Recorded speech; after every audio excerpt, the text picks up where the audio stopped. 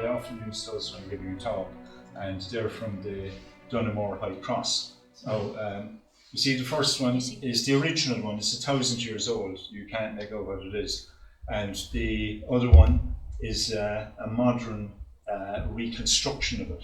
So what is depicted there is Adam and Eve. So I often think that's a good logo for genealogy. That's what we're all trying to do. It traces us back to Adam and Eve. But basically, in my experience, what you can expect from doing all your research in your family tree is you go from the thing on the left to the thing on the right. It's a small bit more clearer, but a bit disappointing, and you thought you'd get more for all your work. Anyway, this is just about one of the families that I researched. Now, my mother comes from the Bear Peninsula, and her family was there for 6 generations.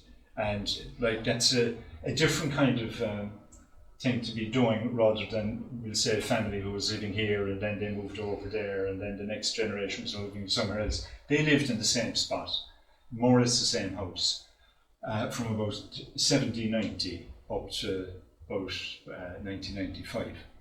But what I want to talk about then is to use that family tree as a kind of a template that you might be interested in. Like I had to do a lot of thinking about that, how to go about it and so on. And those ideas are in the actual family tree. Now I'll talk about some of the things to look out for in the family tree first, and then we'll have a look at some of the actual family trees themselves. And you kind of, it's so seldom you get to look at a family tree. I'm always very interested in it myself, and the ideas behind it, why it was done in that particular way. Now, I suppose if you're thinking of doing a family tree, you kind of have to define for yourself what you mean by a family tree. Now, it's what you might call a description or a depiction or a presentation of some sort of your ancestors. You kind of show something about your ancestors. That's the looking back part, and their descendants kind of looking ahead. The other thing that I suppose occurs to people very soon when they start writing their family tree is that every person basically has 2 families. And the first family is... You mean most? Well, yeah, the vast majority of people. But we'll say you have the family that you were born into, and that you were a child in that family.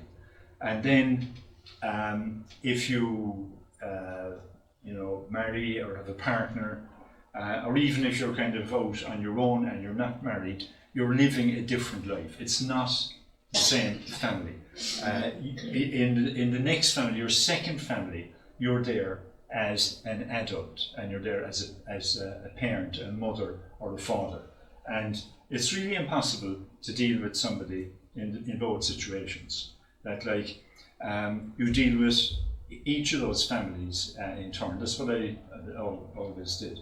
And now when I explain it a bit more, looking at the family trees, it might make a bit more sense. Now, another point that I wanted to make is a family tree has to have a focus. And the focus of a family tree is normally either one person or a group of people. And the ancestors are arranged for, I suppose, the history of that person. And then the other thing is that it's difficult to depict somebody's family tree, and unless you depict it properly or kind of summarize it properly, you kind of get the wrong idea about ancestors. Now, the way that a lot of people show their ancestry is something like that. Now, it's not very clear there, but in the center would be the names of my 4 children. And then in the upper part of the circle, there's a half circle above, that's my family and their ancestors. And in the part below, it's my wife's ancestors. Now, all the ancestors are there. In that, you look at Tony McCarthy there, you go back to the next lot and you have my parents. And then you go back to the next lot, my grandparents. And then the next lot, great-grandparents, and so on. And that's trying to do a comprehensive family tree. I know a lot of people would trace, will say, their paternal line. You have your surname, and what you do is that's the McCarthy surname, that's William McCarthy, John McCarthy, William Charles McCarthy, Charles McCarthy, John McCarthy, and that serves as your family tree. But like each generation, you're cutting out a huge chunk of your ancestry. And if you want to write, about your ancestors properly, you have to try and find out who all your ancestors were. And the same with my wife's underneath. Now you have Angela Healy, her father Dennis Healy. Now there's no point in just kind of going from Dennis Healy to Patrick Healy to Matthew Healy and so on, because Patrick Healy obviously had a wife, and the wife had 2 parents. And in this section here, but we say you have one individual, that's the person the family tree is about. Here there's 2, 4, 6, 8, 16, 32. And, it's 2, 4, 8, 16, 32, 64. Now, in the outer circle, you have 64 ancestors. They're all equally related, and one is as important as the other. And yet most people will go along and they just look at the surname that you have. So like the ancestry of my children now here, people who do the traditional family tree would be tempted to say this is the ancestry, like these are the parents, these are the grandparents, these are the great-grandparents, these are the great-great-grandparents, and so on. In other words, you keep cutting out huge swathes of your ancestry all the time. Now, obviously, that sounds very complicated, and it seems like an awful lot of work. It is, once you, we say, learn how to research one set of records, that applies to all the ancestors if they're living in Ireland. And it's so easy to search records now. It's not too difficult to discover the names of all those people. Now, the other thing about it is we have so many ancestors then that it sounds as if you can't possibly sort of remember who they are, just kind of get totally confused. But this particular type of diagram divides them all up in a very simple to understand way. That, as I said, the people who are the subject of the family tree are in the middle. The paternal side is up here. The maternal side is down there. And then when you come to over here, that's my mother's side. This quarter is my mother's side of the ancestry. This quarter is my father's side, my wife's father's side, and my wife's mother's side. And then they all slot in a particular way. Now, one thing that's important about writing a family tree is to get as much value out of it as you can.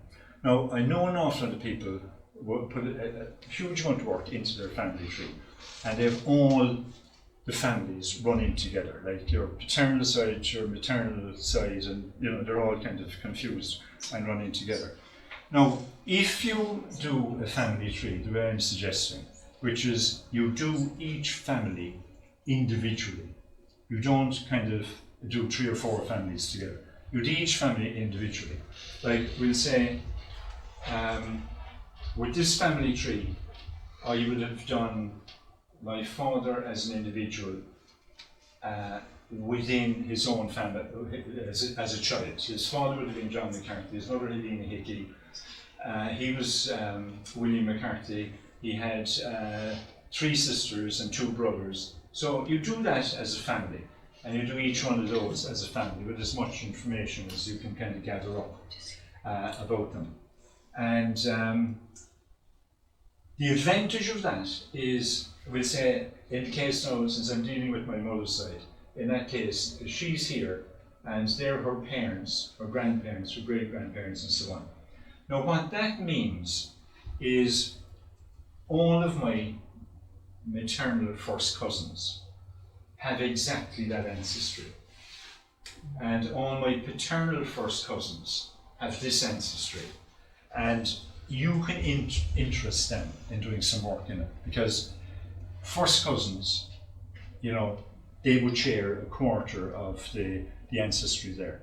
And you can actually, when you don't have them all running together, you can give, you know, selection of the families that you've researched. You can give that to your cousins, and they recognise everybody there. Their ancestors as well. Well, other people probably find this a little bit confusing because you may not have thought about that in that particular way. Now, as I said, it's a great way of showing in a diagrammatical format your whole ancestry. And the other thing about it is they're not just kind of randomly put there. That we'll say the mother could be at that side and the father at that side. There's a whole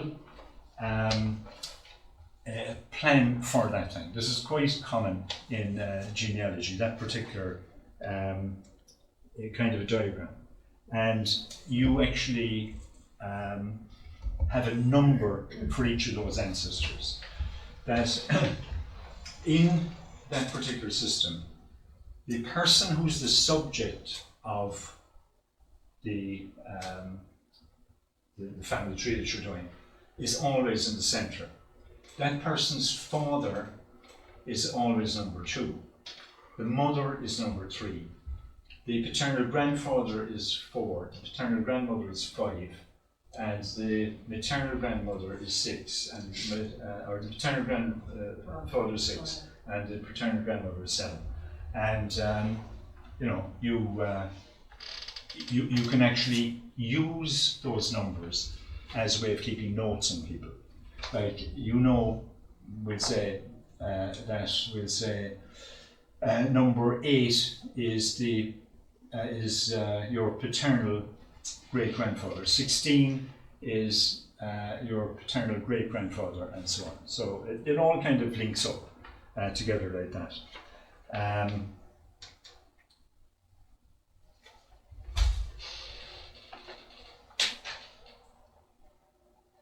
Now, the relevance of the ancestors then. The only people from whom everyone on a family history chart has relevance are those listed in the centre of the chart. In this case, the 4 siblings. Now, the whole family tree that I showed you there, the entire family tree is the family tree of those 4 siblings, but it's not the family tree of anybody else.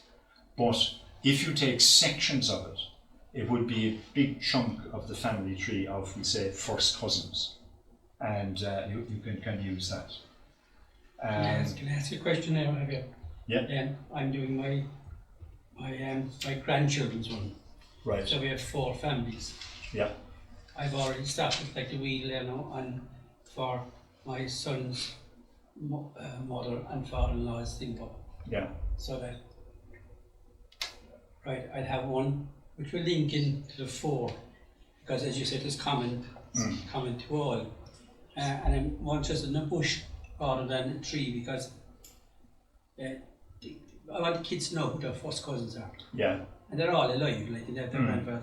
And you still do the same, you still adopt the same procedure, but like I have 10 grandchildren, I have 4 families. Yeah. So I'll have, say, 1 group, 3 children to their father, to me, and that's all it's all equal to all, to the whole lot, you know.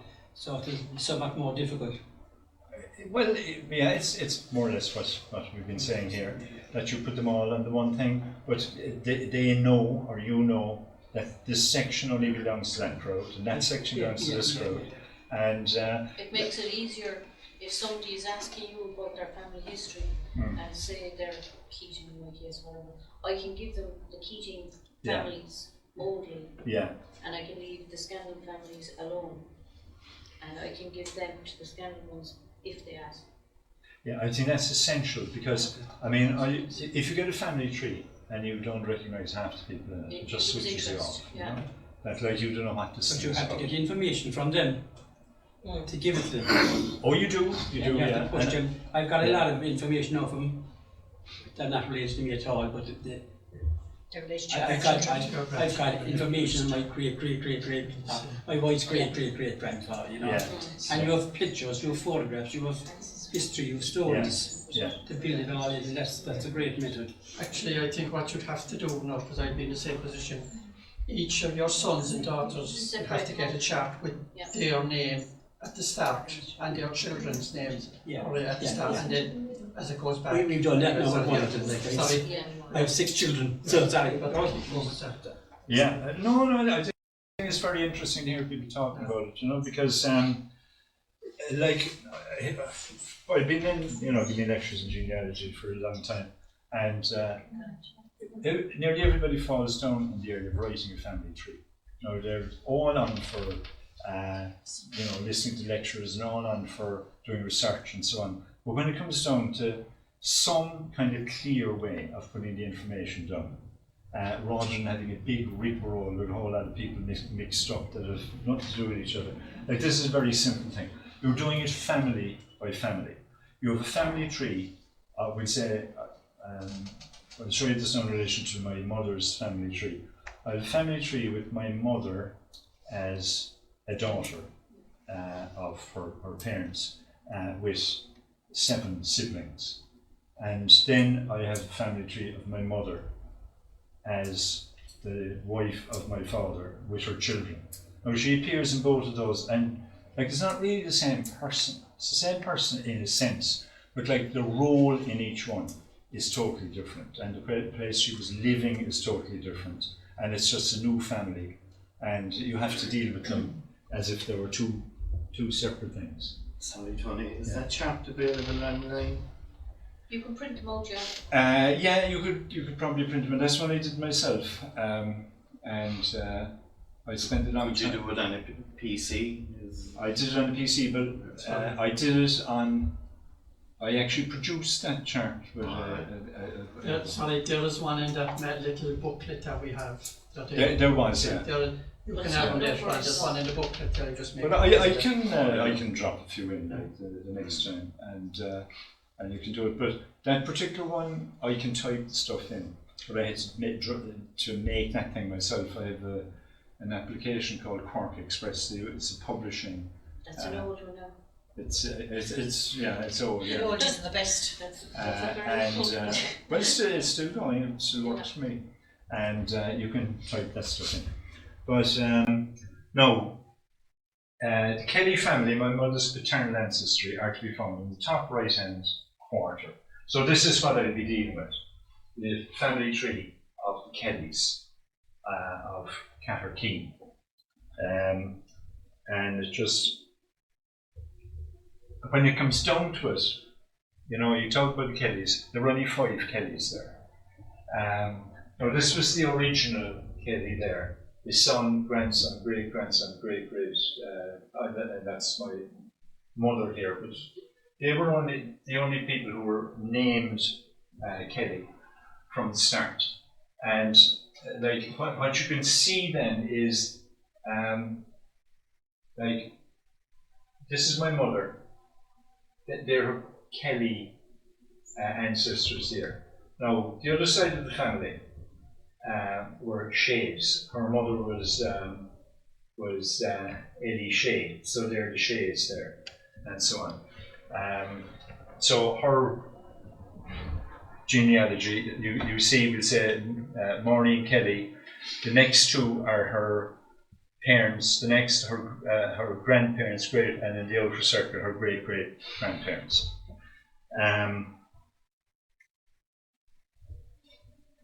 Now, the next section deals with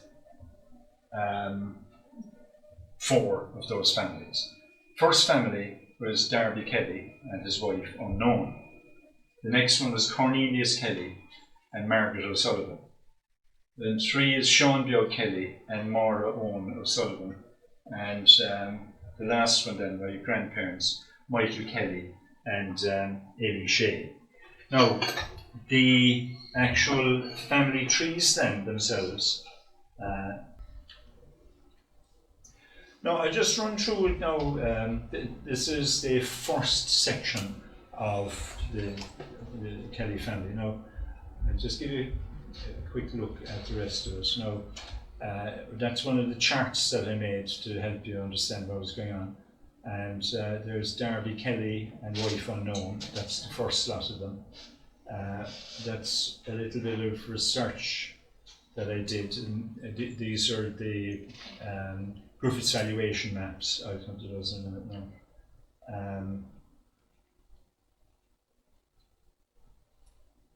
This thing is very sticky. And down here then you have a kind of a family tree showing their descendants, and then what some of them did. Now, as I said, I won't spend a lot of time at this because you know, when it comes down to it, what you get when you're researching a family tree is very little, and it kind of, it's really only of interest to the person who's related to the individual. But I'll just read out a few bits there now. This is the introduction. An overview of the Kelly family of Caherkeen, Beara, County Cork. So as I said, there were 6 generations there, and this is just to allow people to read themselves into it. Cornelius Kelly arrived in Caherkeen, Beara, County Cork around 1790. His descendants farmed the same plot of land there for 5 subsequent generations. The last Kelly to farm there was Cornelius's great-great-great-grandson, Michael Kelly, who died in 1995. After Michael's death, his brother Neely continued to live in the old homestead, to which he had returned after a lifetime spent working in England. When Neely died in 1997, there were no more Kellys in Caherkeen, though the old house is still held by a descendant of the original Cornelius Kelly. The Kelly presence in the townland is neatly bookended by the fact that it started with a Cornelius Kelly around 1790, and more than 200 years later ended with a Cornelius. So that's just a quick overview of the 200-year history of the family. Now, so that people could read themselves into it, I drew this summary chart up. Now, up here you have Cornelius Kelly, the guy who originally arrived, and he had 3 sons. 3 sons were Mick, Daniel, and Darby. And then the Mick Kelly had Cornelius, and he had a daughter called Nora Og, and Nora Og died in 1918. Her family was divided between John Crahor Kelly and Mike Sullivan. And then Daniel Kelly had Cornelius Kelly, Curlevoire Kelly. Now, Curly was very often used in the country as short for Cornelius. And he would have, to distinguish him from other Cornelius Kellys, his mother's name would have been used, and they obviously spoke Irish at the time. So he was known as Curlevoire. And then there was, my side of the family then was Darby Kelly. So they had 2 sons, Cornelius and Sean Moore. And Cornelius had a son called Sean Beog, and Sean Moore had Crahor Kelly and so on. Now it tells you what happened to them all. So in other words, anybody who's connected to that family in any kind of a way will find their history there, because their history the history of the original Cornelius Kelly and all of his descendants is kind of summarised there. Now, obviously, my focus was on Cornelius' son Darby, because he's the fellow that we're descended from. Now, I went into this, I know that summary was based on research that I did, because you don't read anywhere about when he came and so on. But one of the things that was worth researching was Griffith's valuation. Now, this is a map from Griffith's valuation that's available online. Now, if you look at this part, you'll see that there are 3 people there who hold that particular piece of land. One is Cornelius Kelly Daniel, the next fellow is Cornelius Kelly Mick, and the next fellow is Cornelius Kelly Darby. So that's where you get the names. Now, isn't there a 4th fellow, John Kelly, no? and there was there was a John Kelly. One of them had 2 sons, you know, I just took pictures of Griffith's valuation there, and you know, I was able to put it into the story. And there's a little bit then about how I managed to get the names. Like, originally I didn't know that the person who came was Cornelius Kelly, but it's obvious that his 3 grandsons were called Cornelius, and there's a strong tradition of calling our first son Cornelius. So, you know, by little hints like that and giving them different ways, I was able to do that. Now, anybody who's got ancestors on the Berry Peninsula will know that Robert O'Dwyer was a fantastic recorder of information. Now, he's one of our members, and he's a fellow of the society. But he did incredible work. Now, what he did was he used to go around. He was a champion accordion player. He was a champion hop, skip, and jump All-Ireland champion for 7 years running, and hopping and jumping, obviously. And he used to go around to the pubs in the Berry Peninsula playing the accordion, and all the elderly people would come in to listen to the accordion music. And Robert would get out his pen and paper. He was a school teacher, and he'd ask them about all the old people. Now, all he did was wrote down verbatim what they said, using the names that they used at the time and the names they were known by and so on. And he did all of that for the entire Berry Peninsula, bit by bit. And it's one of the most incredible pieces of work. Now, it's currently in the New England Historic Genealogical Society. They bought it from them because, I mean, locally, I suppose, given that Richard Henshin's stuff wasn't kind of, I suppose, sought after by you know, the archives and so on, and proper sum given for it, you know, that stuff didn't get the respect that it deserves. But using that, the stuff was published as a book, I was able to find out an awful lot about the people.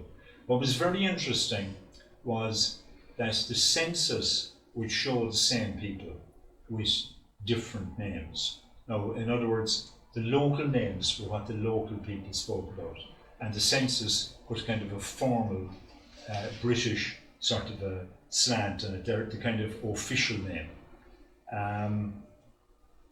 Now, I won't go into all this in detail, but like, I deal now with each of the people in all those families, children of Darby Kelly and Cornelius Kelly and so on.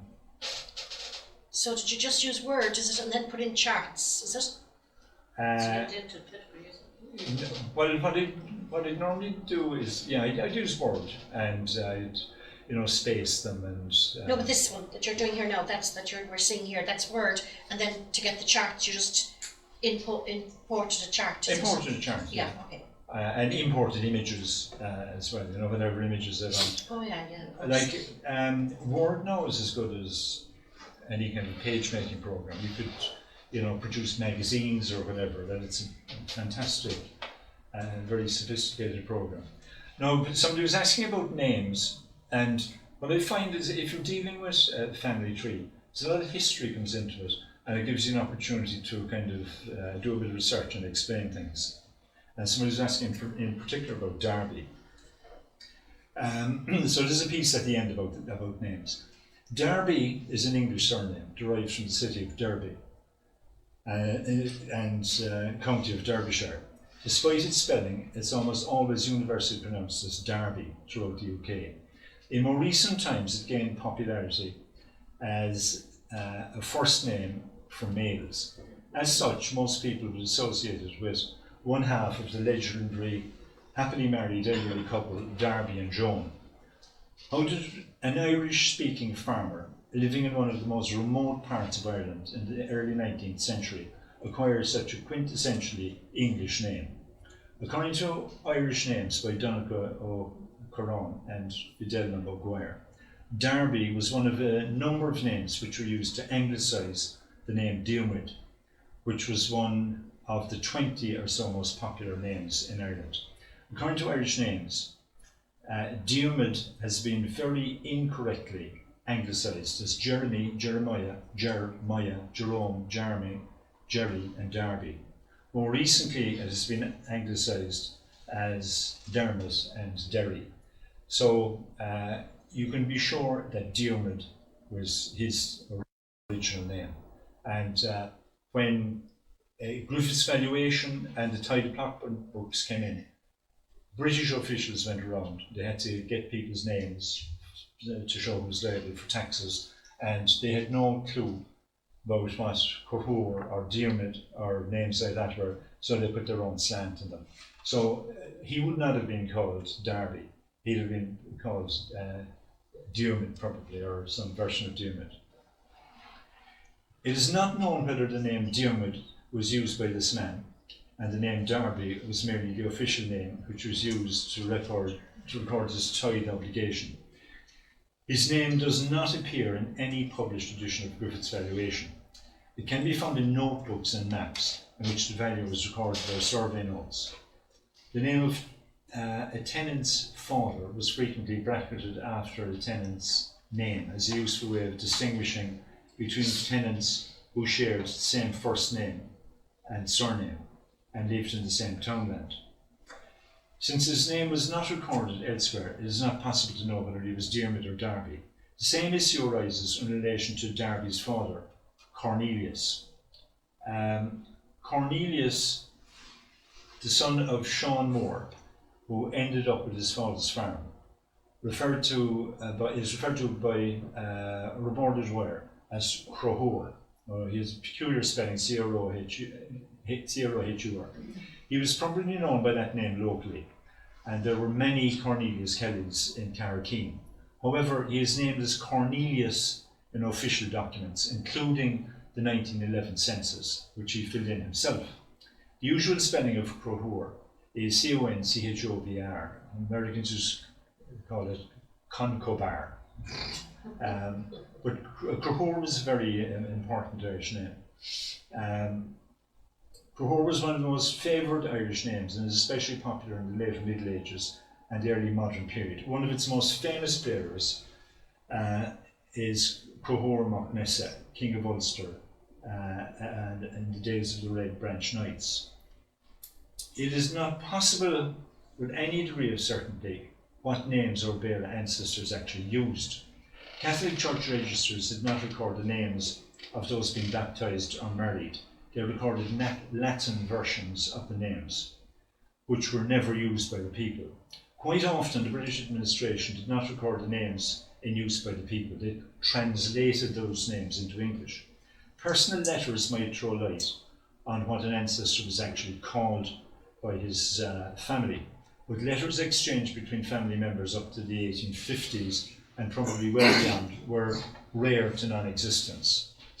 This is due to, among other things, to the high rate of illiteracy in the region. Comparing names given to her board by his elderly informant in the 1970 and the names of the same people as they appear in official records is interesting. John and Sean Moore, John and Sean Biog, Cornelius and Crohor, Curlivara and Cornelius, Nora Obe and Henora Kelly, Coid Nihuin and Catherine Dunn, are pairs of names that appear that are given for the same person. The change in the type of names people used reflect the huge cultural change taking place in the 19th century Beara, the demise of the Irish language and the adoption of English in its place. Now it finishes up then this early part. That's the house that they lived in the Beara Peninsula, very picturesque, but like a little bit cramped if you had 8 children. That's the farm that they had. Now that's, like, if you take the first picture there, now believe it or not, but that's a picture from Google. Now if you go onto Google, you can go off out to wherever part of the country you want, and you can get that little gentleman to stand up and look around. And that was basically looking in the gate. You take the picture and you get a fantastic picture without stirring from your chair. And this one is from the Griffiths valuation map, and it shows the piece of ground that the Kellys had. And another map that you can look up online is Land Direct. Now this is, if you want to know about the divisions of land in Ireland, you look up Land Direct. It's free to look it up. And you can go to any part of the country, any townland, and click the part of the land, and you'll see what kind of a piece it is. Now that is the piece that the Kellys had. That's what it looks like in a modern map. Now that is part 1 of the Kellys, and what we have really got the time. Now look, I skipped to the 4th part because otherwise we won't get much more done. So there are 4 parts altogether, and this is the final part. Now there's a few things in the final part that are worth considering if you're writing a family tree. Now this particular piece then is the Kelly family of Carkeem, Iree's, Beara, County Cork, part 4. And these are my grandparents, Michael Kelly and Eddie Shea. Now this is my grandfather, and that was his photograph in his American passport that he went off and he spent several years in America. And now this is just a small little family tree, and they're very easy to make yourself on your Microsoft Word. You can, all the symbols there, you can actually access them and put them together in that way to kind of show the group. Now it takes a little bit of time to do it, but there were 8 children in the family. So you have Michael Kelly and his birth and death, Ellie Shea, his wife, and her birth and death, and then the 8 children. Now John died as a baby, so he doesn't get much of a look in. And he was born in 1911, and Nora, the youngest, was born in 1921, and she died in 1923, aged 101. So she was the longest living member of the family. Now, all of Michael's siblings went off to work in America, and he was the youngest, and he got the farm. Now, there was a stage when getting the farm was really winning the lottery, that you got the only thing, the only asset that the family had. But at this time, it became a liability, because you got the family farm, and it meant you had to look after your mother until she died. And is that supposed to be a liability? I don't think so.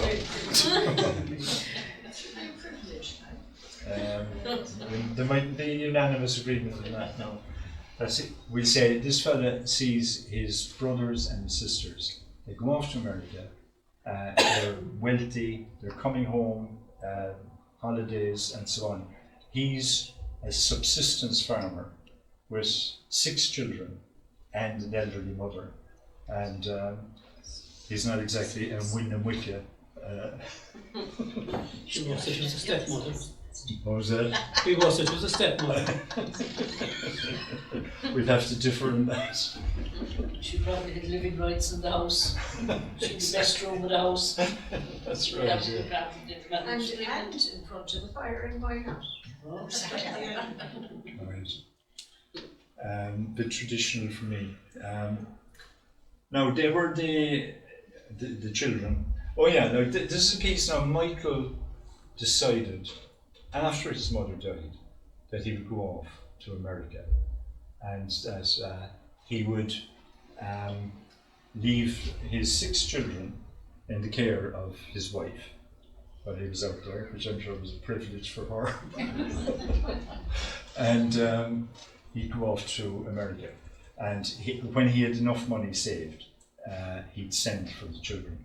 So anyway, he went off to America and he worked there for about 6 years. And then he came back with the intention of taking them out to America. But he died very suddenly. He got a perforated ulcer and he died. So they were kind of, that's why I'm not in America.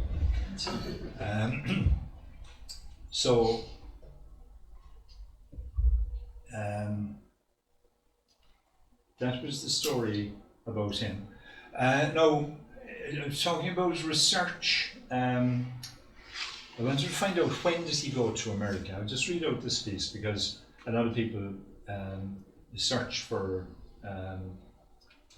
ancestors on the Ellis Island website. So this was my experience of it. Now, just read the previous please because it connects up with it. Michael spent his days working their small farm. The work was probably no different to that carried out by 4 previous generations of his family. His father John, his grandfather Cornelius, his great-grandfather Darby, and his great-great-grandfather Cornelius. But the times were changing. He had seen 6 of his 7 siblings emigrate to America. He probably heard many stories of the success and affluence they were enjoying in America. As his family increased, he must have thought of ways of giving them a better life.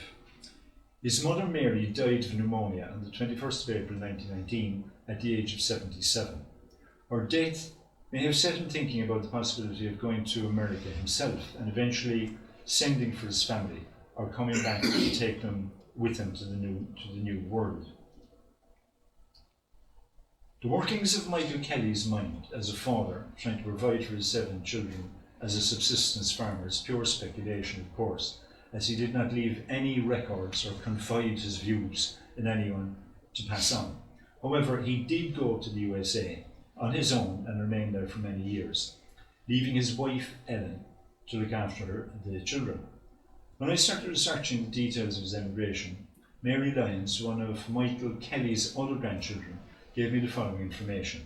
As far as I know, our grandfather went to Providence, Rhode Island in 1923. He lived with his sister Nora there. My understanding is that he played the accordion on the ship over to pay for his passage. He worked on the railroads. I believe he may have been a traffic controller. His intention was to bring his family over. Luckily, this information turned out to be very accurate. Without it, finding Michael would have been very difficult. The Ellis Island passenger database records 22.5 million passenger arrivals in New York between 1892 and 1924. I keyed in the details required by a database search for the year 1923 and got 8 possible Michael Kellys. I was inclined to dismiss one of them, as this man's last permanent address was given as Castlebar, Ireland. Michael Kelly had no connection with Castlebar, which is in County Mayo. However, After examining details in ship's manifests for the 7 others without success, I decided to check out the Castlebar man. I was amazed to find that the evidence pointing to this man being the Michael Kelly I was looking for was overwhelming. The ship Leviathan sailed into New York Harbour on the 3rd of November 1923, and according to the passenger list, Michael Kelly was a 37-year-old farmer of British nationality and Irish race. His last permanent address was Castlebar, Ireland. To the question, the name and complete address of nearest relative or friend in country where the alien came, whence the alien came, the answer recorded is wife, Mrs. Kelly, Castlebar, County Cork. Clearly, whoever recorded the passenger details had scant knowledge of both Irish geography and the Irish accent. He probably picked up the word castle and bar from Michael's enunciation of Castletownbere, County Cork, having no idea where either County Cork or County Mayo are situated. The manifest records that Michael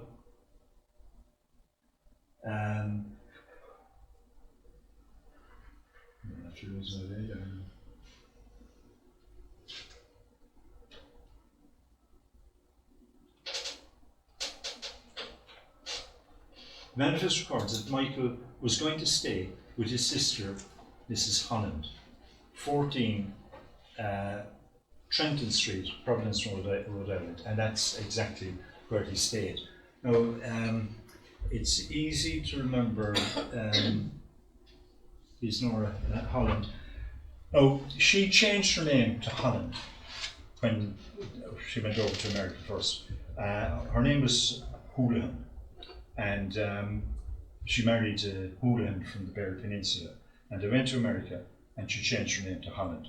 And the reason she changed her name to Holland, because it was a very common thing, was at that time, a group of Irish people called Houlihan who were living in North London, gave the Houlihan name kind of a very bad name. And they were actually hooligans. Now, hooligan was quite a common name at the time, and the term hooligan became associated with being the neighbours from hell. And if you were going to America, and you had kind of a thick Irish accent, and your name was something like hooligan, you weren't going to have much of a chance of getting employment. So I did some research afterwards in that, and all the Hooligans in the Beara Peninsula who went to America became Holland when they went over. And it was a very common thing for Irish people to anglicise their name. And the normal way of doing it was you'd take the first couple of letters of your own surname, and you go through a list of English surnames, and the nearest one you go for that. So you go through H-O-L and you come across Holland, that's it, we're Holland. Now, he came back to the Beara Peninsula for a while, and he actually died there, and he became Houlihan again when he came back to the Beara Peninsula. And when she went back to his Houlihan there as well, she was with him. And when he died, she went back to America, and she was Mrs. Holland again. Now, there's one part that I particularly, as I said, would like to have a look at. Now, that's the ship he went over. You get the pictures of the ship that the immigrants went on as well, which is a nice thing to illustrate your family tree with.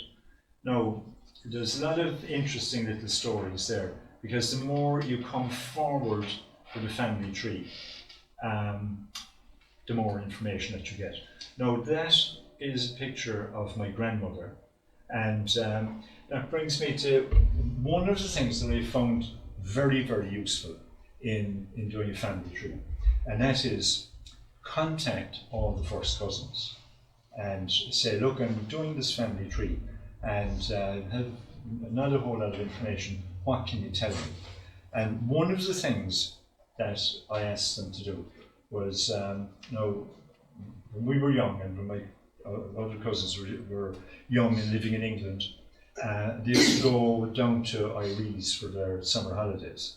And I asked them all, well, what are your recollections of Nana, as we used to call her?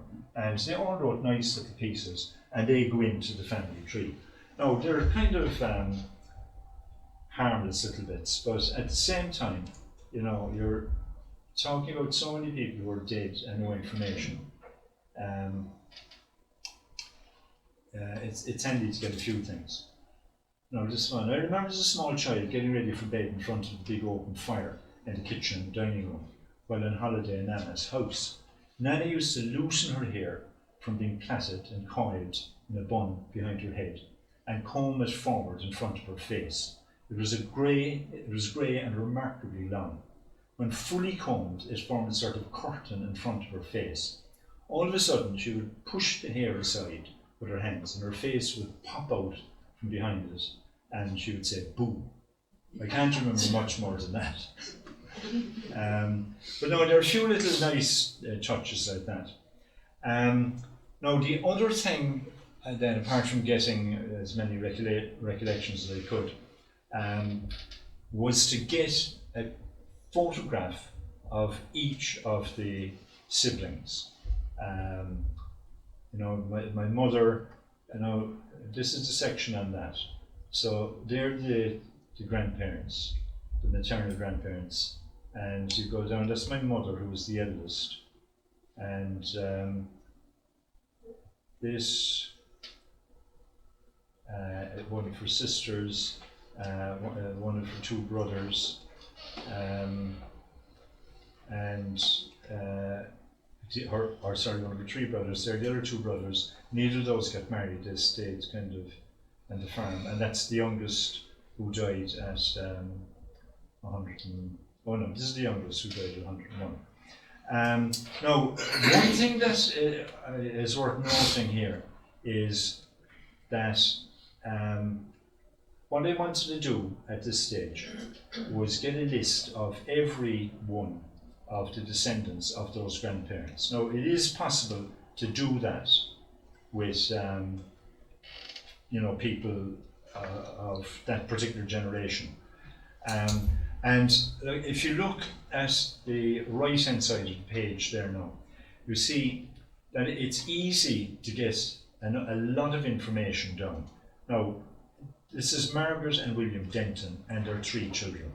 Now, if you ever looked at the landed gentry of Ireland, or Burke's landed gentry and that sort of stuff, you see they have a way of recording an awful lot of people's names in such a way that you recognise like what generation they came from. They do it by using particular kinds of numbers and by indentation, or having a little space. So I did it in that way, and you get an awful lot of information there. But I said that she had 3 children. Now, you see, this is child number 1, and that's these are the three children, A, B, and C. And then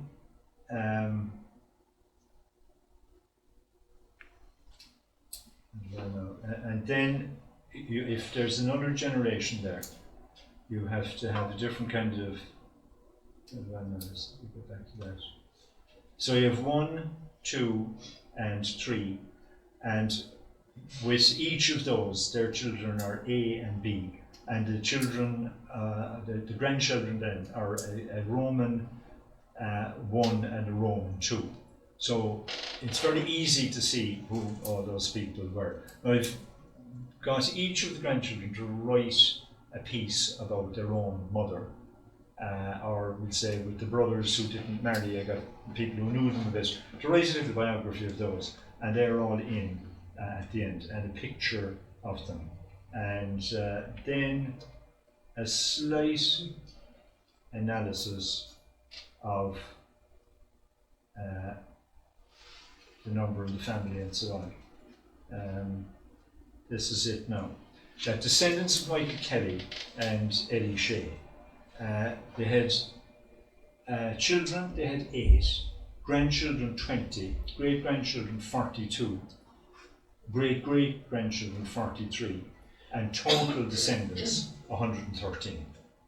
And all that is kind of interest to obviously anybody connected with the family. You see your first, second and third cousins there, nobody left out. And the final thing then, I came across these 2 photographs. Now when the final one of the brothers died and they came to closing up the house, the 3 of the sisters went back and they went up to one of the bedrooms and sat in bed and had their picture taken. And that was closing the door after 6 generations. And strangely enough, I came across another picture of the 3 of them in the same order, and it was in Petticoat Lane on the 22nd of April 1951. And there they are 47 years later. So, you got a lucky break there. Do you see them in 1951 there? They're all tailored in tailored coats. Yeah, the coat in the middle is absolutely stunning. Yeah. Never, never. Ladies of fashion They from the were Bear all Peninsula. tailored and dressed up. Never. I have photographs of my mother like that. Yeah. With all, very tailored clothes. And they went out in their good clothes. Yeah. Like See, people are a lot more interested in that Yeah. than they would be about some fellas arriving in the Bear Peninsula and working in the bog. That an awful lot of people, when they're, and I include myself in this, that when you do your family tree at the start, you're thinking of antiquity. You're thinking, how far can I get back? Now, when you get back very far, you only have names and you're only guessing what they were like. But you have an opportunity now to record an awful lot of personal information, and much easier than kind of going on the internet all the time and digging into this and that, where you'll only get names and sometimes they're only a bit vague, you're not sure. But if you get your cousins involved and your siblings involved, you get a fantastic amount of information. Nobody refused to kind of get involved in that. No, but you have to have somebody who's the dope who puts it all together. And if you're into genealogy, that's you. But anybody got a question about that? About You any should part of always it? listen to what people are saying. Because yesterday I found out something about my mother that I never knew. And she was telling somebody else story of her life, her working life, and the fact that she went to England and she made duffel coats. I never knew that. Right, yeah. There are the things that You listen. will stick in your mind, Yeah. Yeah. And where she worked here in Cork, she was relating all the places where she worked here in Cork. And it was because somebody asked her a question, and what did you do when you were younger or whatever? And she related how she got into sewing and where she worked and what she did and how she ended up in England and what she did in England. So you have to listen to what people are saying to you. Can I just Sure. say that sometimes they might tell a fib. My mother told me she was working at a certain place, and my cousin, who was closer to my mother in age, she was able to tell me that that was not correct. Yeah, That's, so And she told me where she was. So I just said, geez, wasn't my mother a right little snob and I never knew it. And I only found that out recently. Yeah. Getting back to the chapter, sorry, stepmothers and step uncles, and in my family they play a very important part, because my father's mother died when he was very young, and therefore the uncle looked after him. Where would you put these on the chart? Say, on the wheel. you have two Oh, charts. step uncles. Step uncles and They're step tricky aunts, now. yeah. They're tricky. I'd say a footnote at the end. Yeah. Separate wheel maybe, Yeah. Or But- another chart. but I have their information going back from them as well. I can. Yeah. You're better off with a genealogy report rather than chart. Mm. That would bring it in. Well, It's Do you the know, I stories think want if to you hear. get somebody to write something themselves, they know they're writing about an uncle or an aunt or a parent or a grandparent, they're usually very, very good and it's very accurate. One of the cousins there remembered when he was about 4 or 5. His mother was suffering from some kind of lung condition, and she had to leave Manchester and come back to the Beara Peninsula for a while. And he went to school in Aries, one of the small little local schools, and he remembers the slate that they have to write on, and remembers yeah, all that kind of stuff. And in fact, like one of the children of another of the sisters was able to relate stories of when her mother went to school first, that she got a penny for going to school, and then if there was misbehaviour, the teacher would ask them, whoever misbehaved, put up your hand. So she put up her hand and she got a couple of slaps of the ruler. But what really annoyed her is that other people didn't put up their hand. But small little things like that. But even going to school, my mother said she used to have to bring a lump of coal to school to light the fire, so they could light the fire to keep them warm. Right. Yeah. Or a piece of tongue. Yeah. Well, look, thanks for your attention, and I hope you can get on with your family tree. Yeah, listen to what they're saying.